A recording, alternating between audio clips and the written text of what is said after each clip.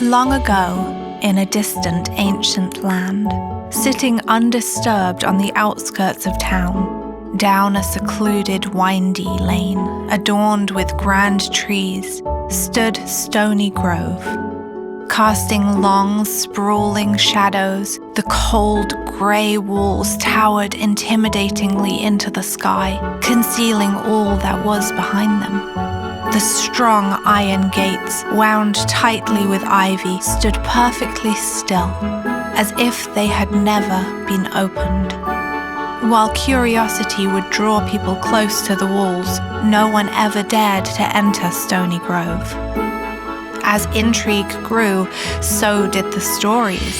Some believed the grove to be long abandoned. Some thought it was haunted, and some said it was occupied by an angry, grumpy old man exiled from the village. One day, word spread across the town that an incredibly special guest would be passing through, a neighboring king. The king soon arrived and immediately began seeking a place to rest. The king surveyed the town. He rode past every inn and guest house he could find, and yet he did not find what he was looking for. As the king turned down the road towards Stony Grove, the townspeople urged him not to travel that way. "There is nothing worth your time there, good king," one said. "You've already seen the best in town, your excellency," said another. The king was not persuaded, however. He continued his way down the secluded, windy lane. Arriving at Stony Grove, he approached the walls. Slowly circling, he reached out to touch them. Determined to go inside, the king approached the gate. Townspeople who had followed at a distance crowded nearby, too afraid to approach the gate themselves, but too intrigued to leave.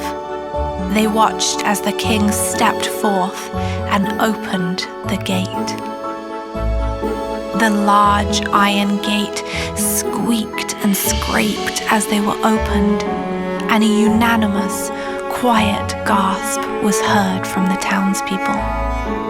Revealed behind the gate was not a dilapidated, haunted home or a bitter and angry old man, but a marvelous, sprawling mansion surrounded by a beautiful, meticulously maintained garden teeming with wildlife. A place truly fit for a king.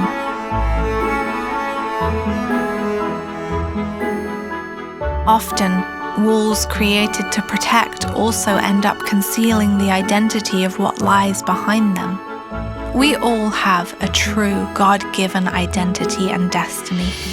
But also, as human beings, we all create walls. When we feel vulnerable or exposed, we build mental and emotional safeguards to protect ourselves from numerous threats, both perceived and real. Over time, the very walls we build to protect us also become the walls that imprison us. Subtly, though unintentional, we trade our God identity for a false one. An identity not based on who we were created to be, but one shaped by all we have encountered and endured. False identities can become so real that we can no longer see the truth on our own.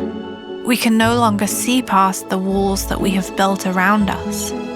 It takes a king who knows our true beauty to step beyond and open the gate so we can see we never needed to build walls in the first place. While our walls may be tall and they may be strong, no wall is ever permanent. Every wall can come down and every gate can open when we allow the King of Kings to come in and set us free.